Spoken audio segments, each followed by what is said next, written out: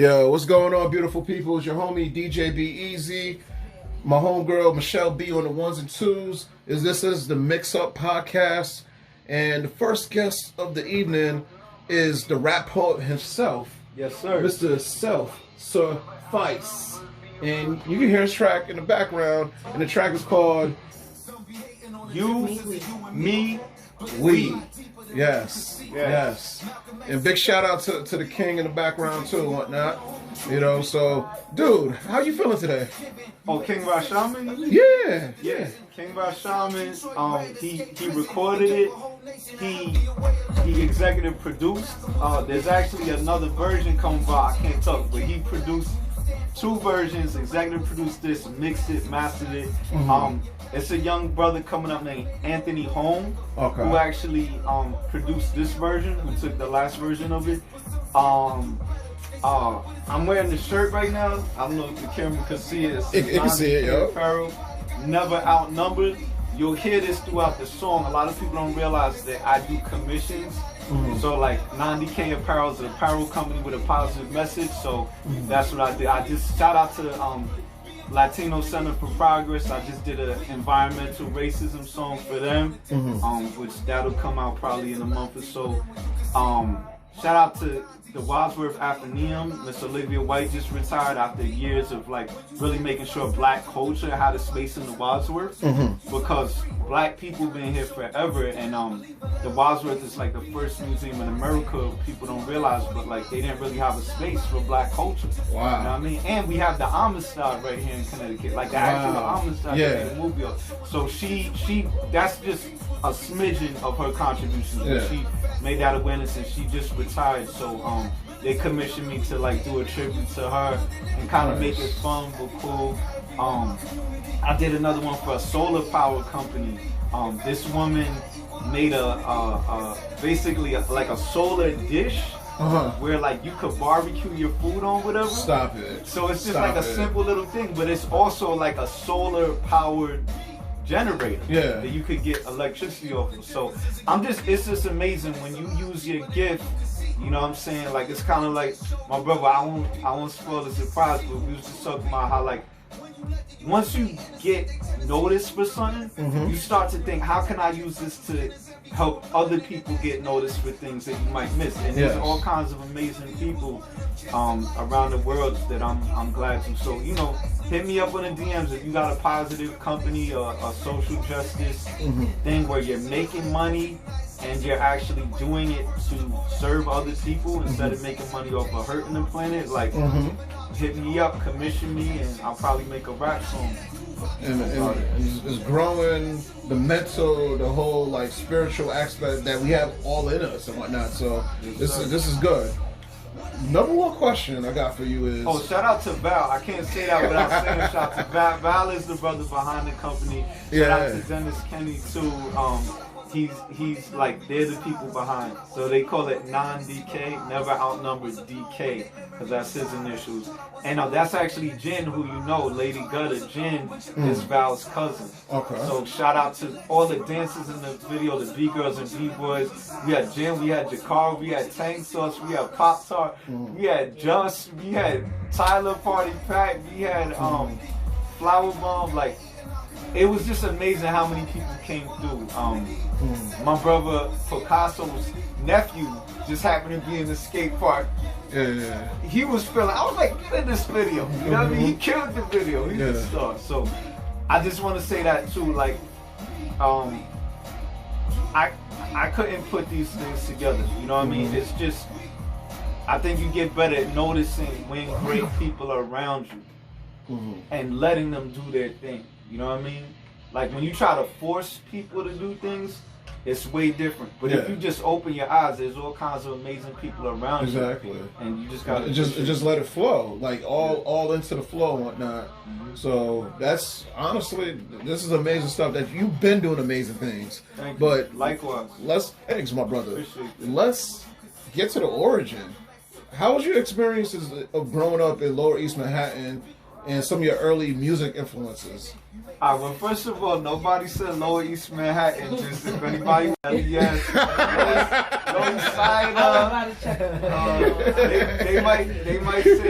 They might say, look, everybody's Spanish. They say a lot of things, but nobody says Lower East Manhattan. But you know, like, people know they have like a Soho. They got different neighborhoods, but the LES is like from South Street to 14th Street. So you got all the way from like Smith Projects, which is Chinatown, basically, all the way up to the Williamsburg Bridge area on the other side, the Alphabet City, you know what I'm saying? And then going up towards 14th Street. So it's a real diversity of characters and cultures and creeds. You got the original synagogues of Jewish people in America still there. You got the most, I don't know how to say it, but like, you got real original Chinese culture communities right there. You know what I'm saying? You got real original Italian, Little Italy Italians right there. You know what I mean? So it's like, it's funny because it's a smaller space in terms of square feet probably, but you got the whole world there. And growing up, I ain't even realizing. But LES is kind of like this city. You got 5 boroughs in New York, basically. You got Bronx, Queens, Staten Island, Bronx, Manhattan, Staten Island, Queens, and Brooklyn, right? LES is right in the middle. So what I didn't realize is a lot of people that I was around, they all had to compact. So if I was going to the Bronx, you know what I mean? And then if I was going back to Brooklyn, I passed through Manhattan. If I'm going from Staten over to Queens, I'm passing through. So a lot of times you pass through, you know what I mean? And that's why I had a lot of friends from all the different boroughs. But in the LES itself, it just got so many Jewish people, Chinese people, Italian people. Like, I met some real gangsterly gangsters too, because it's funny, like, a lot of times, you know, they say that, like, you know, black culture gets associated with gangsterism and the media and everything and hip hop. But like, Little Italy has real gangsters. Yeah. You know what I'm saying? Like Goodfellas, Goodfellas. Yeah. And I'm not saying like the Bloods and Crips and everything isn't, but like, you're talking about like American historical like origins, you know what I mean? So you really got to see people in their own element. And I guess what I'm trying to say is the gangs in New York. The gangs in New York. Yes. So like the Chinese gangs was like real. Yeah. The Chinese, I remember seeing the bullets on one of the monasteries, you know what I'm saying? But like, this is what I'm trying to say. All of these people had their culture richly, like heavily. Like, if you go into Chinatown, you know you're in Chinatown. You're not like, oh, this is a Chinese store. Like, you're like, okay, the laws is differently, act accordingly. You are not calling in regular police if something happens. If you're in Little Italy, they handle it their way. You get what I'm saying? But we were all so close together. And that's what I'm trying to say. A lot of times, if you have like an Irish or Italian or English or black or whatever culture you have, it's just their thing. It was when I realized later on, as I was studying hip-hop culture in the African diaspora and traveling around the world and learning more about culture, it's rare to have that many different types of people who deeply understand their culture, living right side by side with other people where they understand. And that's why one of the things that developed in my life was anti-racism, because it was just given to me being in that area. I didn't realize, from having to bump into people on the subway and so close, and us just being used to doing that. Even though you could maintain your own heritage, but you also didn't feel like you need to attack mine or we separate. We had a community heritage together. So that's where that comes from. It's so different from like the New England area where everything, you see how like things are the opposite. Like, it's just like, how do I explain this? Racism? Yes. I was trying to give it a different name, but it is institutionalized racism in white supremacy. Yes. It's true, bro. I got this line where I say, the rich praying for the mayors not to fix transportation because we'll get better jobs and give them neighbors with brown faces. I didn't realize there's certain unconscious, simple things you do to enforce racism, and the transportation system's one of them. So when I first came to Hartford, I probably wouldn't be here if I didn't find out how diverse it was. Just the most diverse places in America. Yes. The difference is, do they have a subway here? No. Catching a bus here is like trying to catch a taxi back in the day. I've seen women with like grocery bags and kids flagging down the bus. That's you get what I'm saying? So it's not very accessible. And just from having a big mouth and doing shows and meeting different people, I found out, oh, you got a large Caribbean population. You got a large Puerto Rican population. You got a large Asian and Brazilian and East European and Vietnamese. And it's like the difference is here, it's very segregated physically. You're not gonna bump into someone by accident in this area. Hartford probably more than other places. New Haven probably more than others. You know, but if aside from being right in Hartford and New Haven in certain times of day at certain events that we try to facilitate, like you're not gonna bump into those people. So you would never know. It's like New York in terms of having different types of people, but they're not accidentally bumping into each other. And it's hard to even on purpose. One of the number one things you always hear around Hartford is, oh, I didn't know that was happening. Or people saying, oh, Hartford doesn't have this, Hartford doesn't have that. And the thing is, I'm connected, we're all connected with the art community, so I know, like, before, you know, what we're going through right now, 7 days a week, there was something for me to do. Yes. And people were just like, why are you always out? Like, I'm either working or I'm chilling. Yes. Because there's always something to do, but we're connected in that art community that, yeah, I can say the art space and whatnot, because different art spaces in Connecticut and whatnot, so we're blessed in that sense. Absolutely. Dude. I can think of one dude that be at every event and he always pop out, you know, shout out to Maurice Donaldo, you know, certain people, if like you said, the keyword's connected. If you're plugged in, you just know. You know what I'm saying? Shout out to people like Andres Chaparro, who was here before I really got started. He was one of the first people to plug me into the parks and the libraries, and Jasmine Augusto. Big shout out to Jasmine, and the nonprofits. So I would say that was something I didn't realize growing up. I took it for granted. Once I left the LES, I realized, oh, not only was that rare, but that's something that people like me can help create this. Because what happens, you got real estate cycles too. That's another thing that's a whole different tangent. But in real estate cycles, you tend to have places that are undervalued and underappreciated, right? They're treated like trash.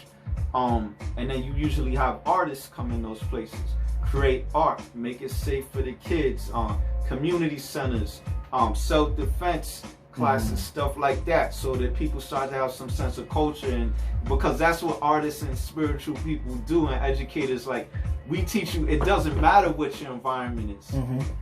Like, why is you're in the environment, right? Yeah. Are you in the environment? Is it an environment or is it your environment? If it's your environment, you're in the environment. So if everything's bad in your environment, you talking about yourself. That's a low self-esteem problem now. So that's what artists and educated activist type people we tend to find ourselves in these places and make them interesting. What happens after that?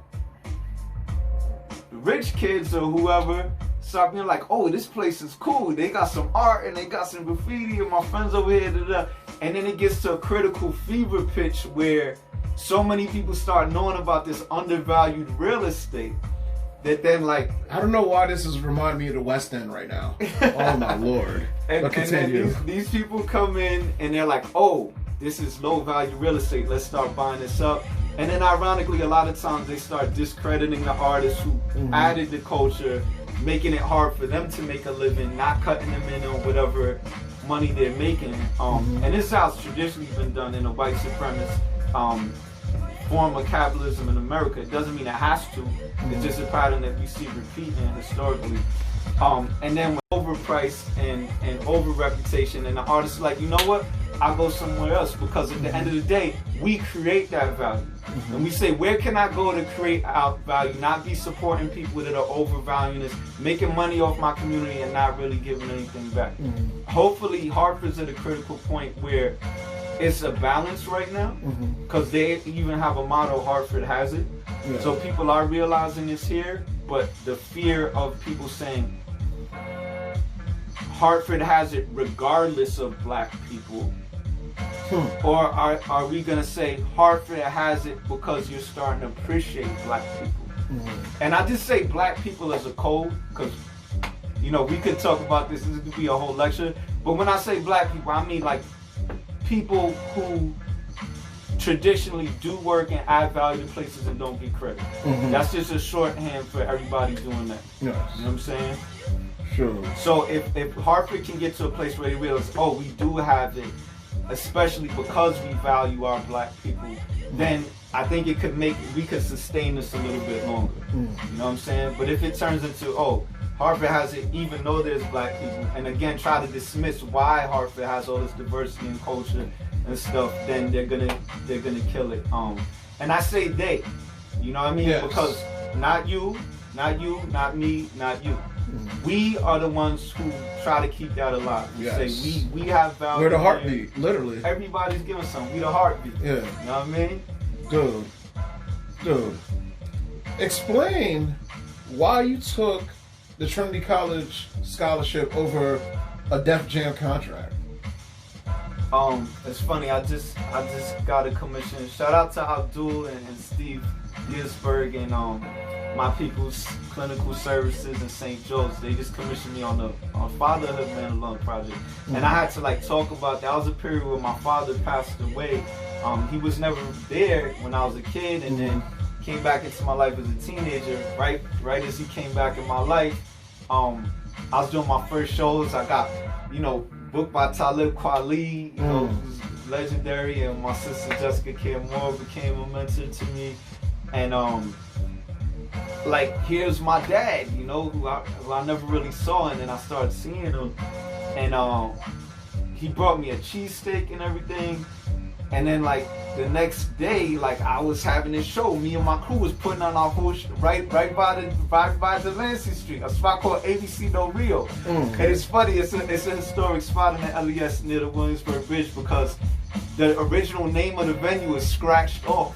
So I don't even know what it's called, but the remaining letters is ABC No Rio, so that's what they call it. Okay. And at that point we had the squats, so it was so much.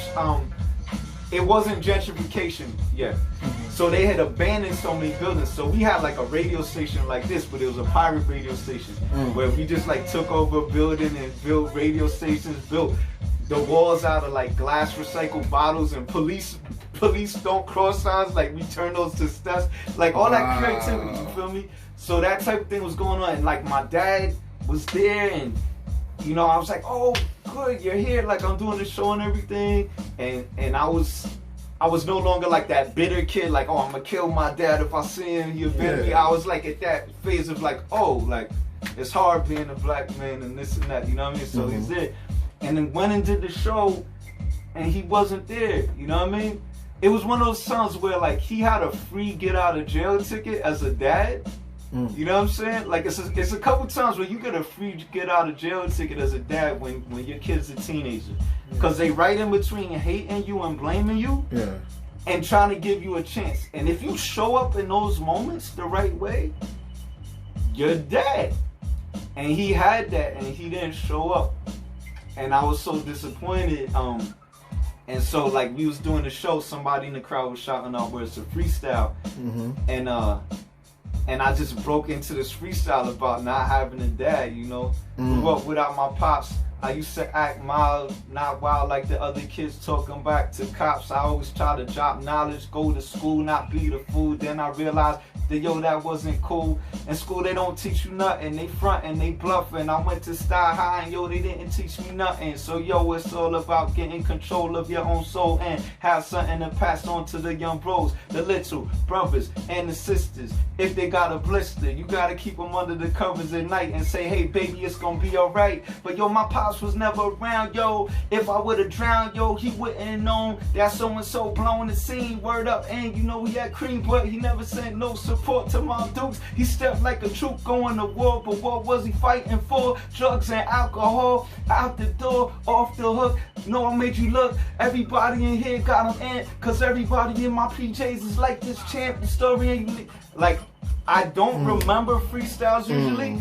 but that one was so, like, I dropped that, and then it became a therapy session to all the guys in my crew, because we all had that story of, like, growing to bitterly hate these black, brown, Latino black men who we are growing to resemble, and not really understanding the structures of white supremacy that created that. You know what I'm saying? So it was very therapeutic, and, like, somebody taped it, and, like, I remember it. So that being said, I started to realize, like, black men before me had been through a lot.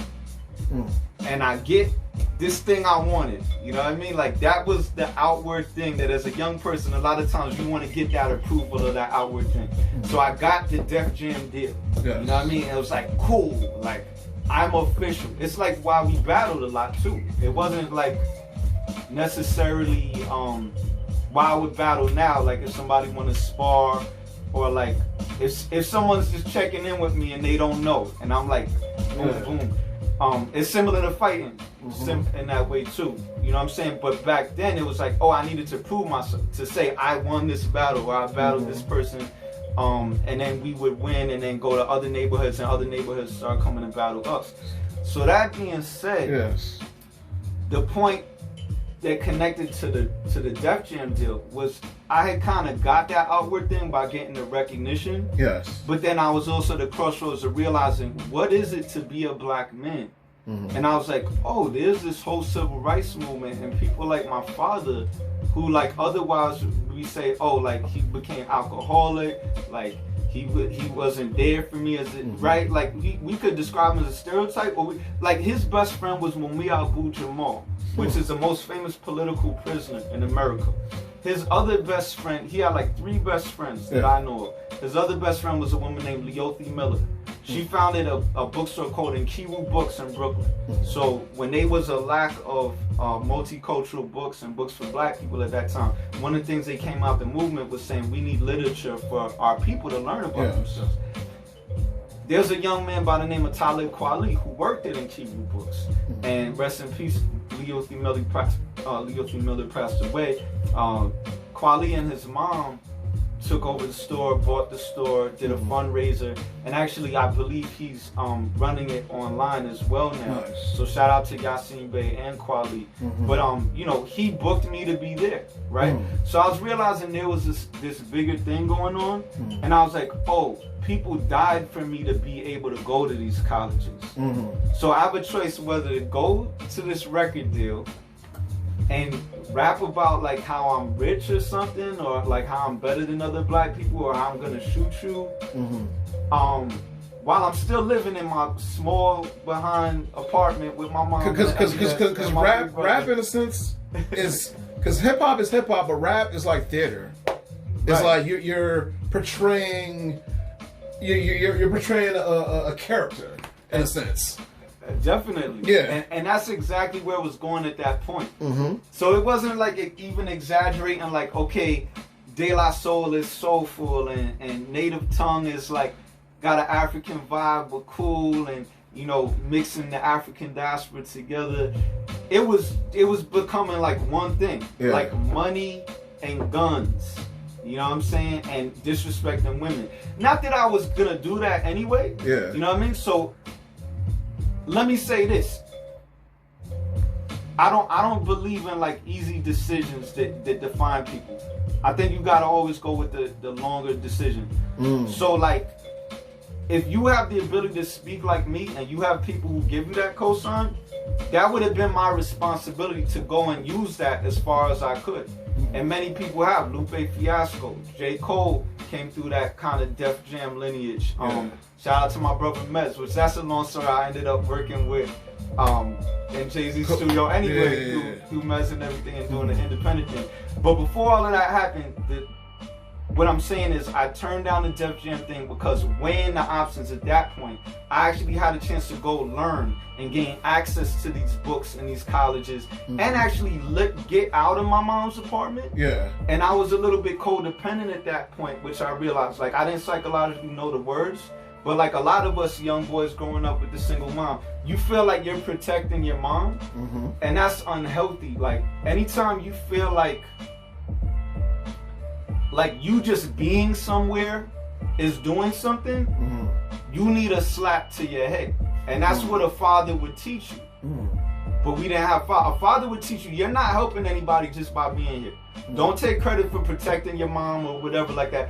But somehow I realized in that point, and luckily I have read everything you need to know about the music business. So I understood the whole paradigm of the industry was to act like you have money, be more of a target and a blame for white supremacist attitudes and misogyny against black people, while not really getting that money because you're basically taking out a big loan.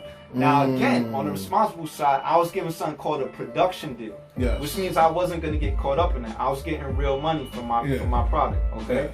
But I just said, okay, I have an opportunity to go to college, see things a little bit differently, and the same way that I trick young kids now going into college, they tricked me. And I'm going to just be like, I could say that in a more classical way, but I'm saying it that way because it was kind of a trick from that perspective, but a good trick. Yes. It's like how people give you a vitamin and a gummy bear or something like that. You feel me? So when I went there, when I went to Trinity, I spent the night with a group of black students who was all into hip hop and all into like engineering and computers.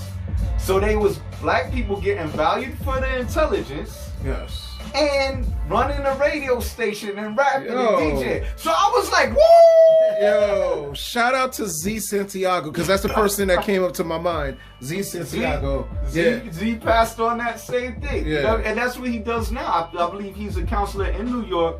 And, you know, he meets with these kids and introduces them to college campuses and makes them think college is cool. Now, what happens, obviously, once you get into Trinity or Harvard or Yale, wherever you go, you realize these places were not made for black people. Honestly, they weren't made for anybody. Like, because there's so much of a white supremacist doctrine, they don't really teach you to be like English or Irish or something as much as they teach you to like be better than other people, which is a white supremacist thing. There's no such thing as being better than other people, right? Education, like all the way back to the Moors, you know what I mean? African people who set up colleges and spread education throughout the world. Like, the purpose of education is to better yourself and be better of service, right?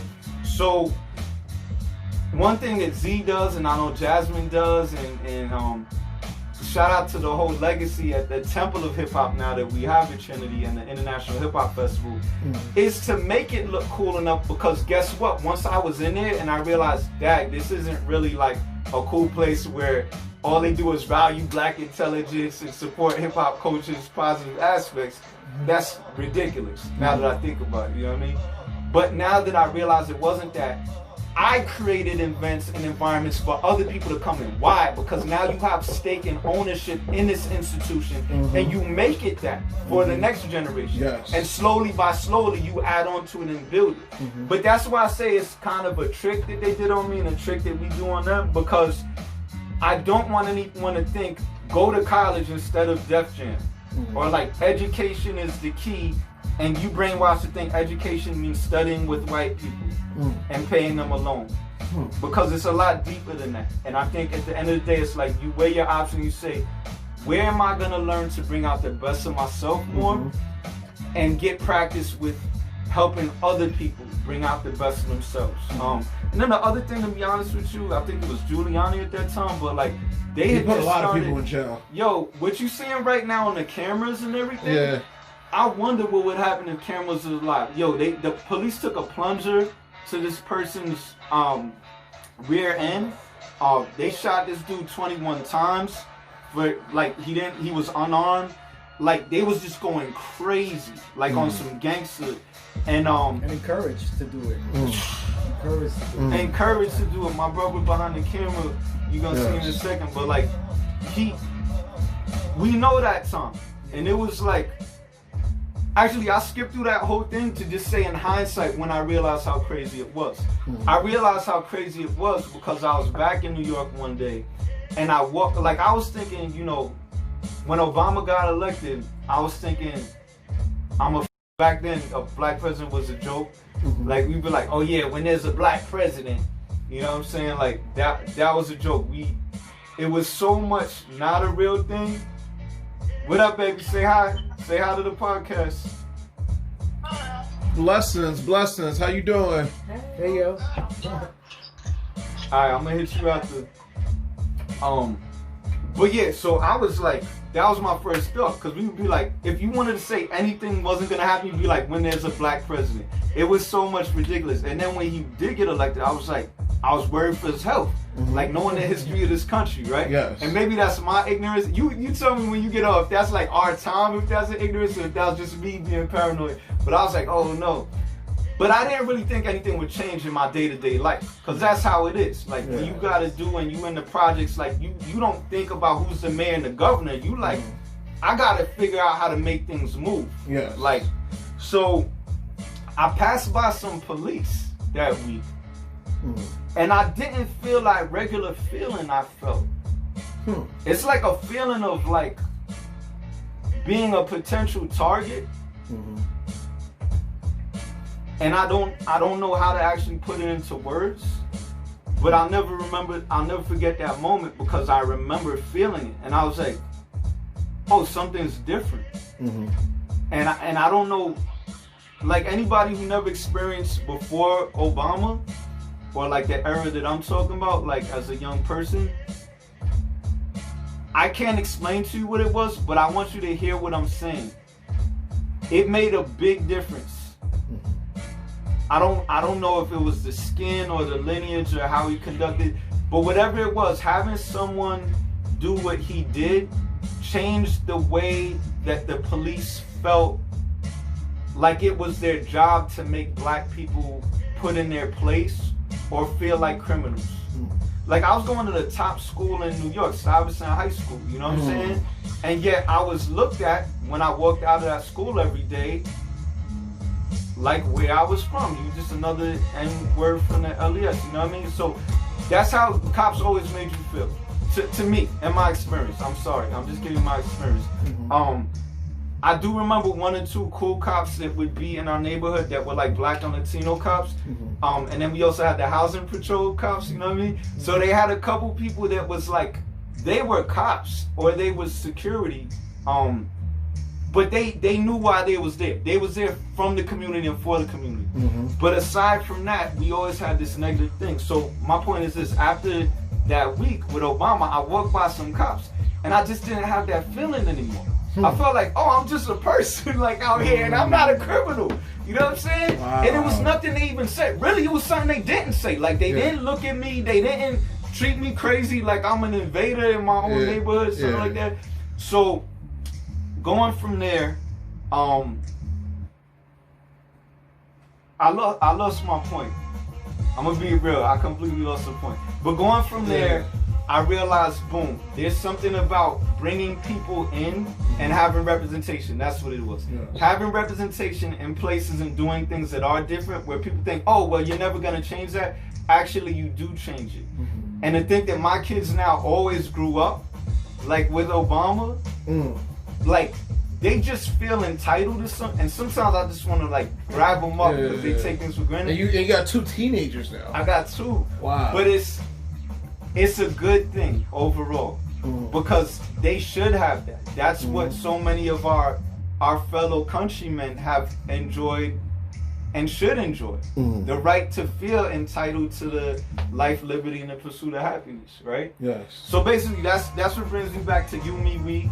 There's a song out now, you know, it talks about Gandhi, it talks about Sylvia Mendez. People don't realize she was a Mexican-American girl that was segregated out on the West Coast, and her case actually set the precedent for Brown versus the Board of Education. She received a medal from Obama, and I talk about Malcolm X in there, and just thank you again for Jen and Val for bringing me and Rashaman into it, because basically, you could call me a rapper, you could call me an MC, you could call me whatever. I also do fitness things, you know what I mean? I'm making my own macadamia milk now, almond milk, and cauliflower recipes and stuff like that, and just consulting people on that. Give everybody your social media, man. I spent 3 months without having meat or milk, right? Or cheese. Yeah. But I didn't have grains either, my G. That means no bread, no pasta, and no rice. No brown rice, no white rice, no brown rice. No white bread, no brown bread. You get what I'm saying? So like, you could say I'm a rapper, but really I'm someone who likes figuring out things that are healthy for your mind and body, and making it easier and fun and entertaining to digest through my music. But yeah, my social media is Rap Poet, RAPOET, Rap Poet. And then the current track, you can get that on Spotify. Yeah. I got Tidal, so I'm listening to it on my Tidal and all that. You're the one that put me on. Let me. Yeah, bro. You know what I'm saying? You put me onto that. So if anyone can make a playlist on Tidal, the basic key is to make a playlist and have this song on it a few times, because that's what the main big companies do. Like Justin Bieber just put out a post where he told his fans to just do that. I'm not saying do that, but at least put it on your playlist a few times to help us reach this goal, because that's the only way we're going to be competitive. It's $5 at the end of the day. You know, you get 1 million plays, it's $5, but it's more about showing that we can get millions of plays on a track that's about peace, not violence, love, not misogyny, unity, not obsessive capitalism, and saying I'm better than you with my money supply, and you know, having fun and entertainment instead of a dysfunctional use of drugs that's far away from an indigenous use of drugs or hallucinogens or anything like that. And honestly, it's just like going back to the elements of the hip hop, the love of it, the peace, love, unity, and that's what I just quoted. I just quoted the 4 actual elements and principles of hip hop. So you, easy dog history, dude. Like it's funny how rap is a whole business. You know, and in a second we're gonna talk to Jay about how the fighting game is a whole business, and then just the origins of like how it started. So it's shout out to KRS. He said rap something you do, hip hop something you live. And shout out to Minister Server from the Temple of Hip Hop. So, you know what I mean? But yo, this is what I want y'all to know. I need people to play this song on whatever social media, and I need you to tag me so I can repost you and show. Because basically how this whole like erasure of culture works is they dismiss you when you're doing something positive, and they dismiss other people doing it. So I just want to repost people saying, I like this song, I'm playing this song is cool, whatever, and that we got talent in this area. You see the dancers in the video, you know what I mean? You see all these positive people doing things, but you don't want to talk about it because it's not you getting shot. It's not somebody beefing with each other in our community. It's not what you've been trained to talk about. It's not cool. No, it is cool. We define what's cool. That's why they use our music to promote all these different brands. So if we use our music to promote our culture instead of their brands and peace in our community and love and unity, then we make that cool. And saving lives. Because a lot of senseless murders and crimes happen off of just the soundtracks of the streets, in a sense. Like, so it's like you have your soundtrack, and then there's other companies that create a soundtrack to, you know, have it set up that we're like crabs in a barrel destroying each other. That's right. So you're correcting your, in a sense, you are lyrical CMOS. You're correcting everything going on with the wrong acidity of the body, and now you're bringing it you're bringing it back to alkaline. Yes, you're the correction. Michelle, shout out Michelle B on the ones and twos. She just had to look at me when I said this. Is Self Suffice, the rap poet. That's my new nickname, Self Suffice. Yo, we got another king in here. I don't want to take up too much time, but I just want to make it emphatically clear, like, those little 0.001 cents, and you saying, oh, that's messed up, and it doesn't. No, it's not messed up. It counts. I'm one MC in particular telling you, please play this song at least once a day. Play it when you're in the shower. Play it when you wake up. You know what I mean? Put it on your playlist, whatever. It does matter to me, and it does help me tell the story differently from the story that's being told about it. So I appreciate y'all tagging me. I'll repost y'all. Where can we find it? Continue to win. Look under Self Suffice on all the platforms. Spotify is the best tracked one, so that's the one that shows us the best. But like, it's on Tidal now. It's actually on Napster now. If you're gonna do one thing, I would recommend people buy a Napster subscription and play the song there, because if you play it on Napster, that actually helps to put more money in our pocket. Wow. The other platforms, they're like cool, you know what I mean? Like they break even on the cost you pay to put them up and stuff like that for independent artists. But Napster actually. And it's funny because they was like, you remember the Napster, they got like canceled and all that. But right now, they're at the forefront of paying artists. A lot of people don't know that. So if you were gonna do something to like try to help us, if you are artist, and hit me up too, if you wanna do like, you put me on your playlist, I put you on my playlist type of thing. Definitely we gotta work together in that sense. Ujama, cooperative economics, like, that's a whole nother lecture, but like, yes, these things matter. Like, if you do them consistently, you can actually, through the power of your community, have an advantage on people that have larger platforms. But I want to say one more thing else. Shout out to Jay, shout out to Michelle, and shout out to Be Easy. And like, you're using a platform right now. You're the difference. You playing my music right now. You know what I'm saying? So you're the difference. And we're making this a whole new independent thing going forward. Because, you know, I already talked to you off air about, you know, certain radio stations having certain, you know, restrictions because of what's going on. So in a sense, this discovery was just like, you know what? I could truly do it on my own and just build it the way I want to build it, without FCC standards or whatever. I could just make it how I want to make it, because we have that power to just create. We're creatives. We create stuff, so we gotta keep this rolling. So thank you for being the guest number 3. What? Yes, and then Jay's gonna be guest number 4. Self Seymour's guest number 3. Yo, I'm actually gonna stick around for a minute because I'm actually a fan of his, and I'm really interested in the book. I recommend everybody listen to this. Just how, like, I talk about education and health through a hip hop and rap lens. I feel like he does that similarly through a fight science lens and a jiu-jitsu lens. He talks about way more than what you think fighting is. You know what I'm saying? The psychology. Thank you, man. Well, this is a good segue. So hold on, I'm gonna pause this real quick.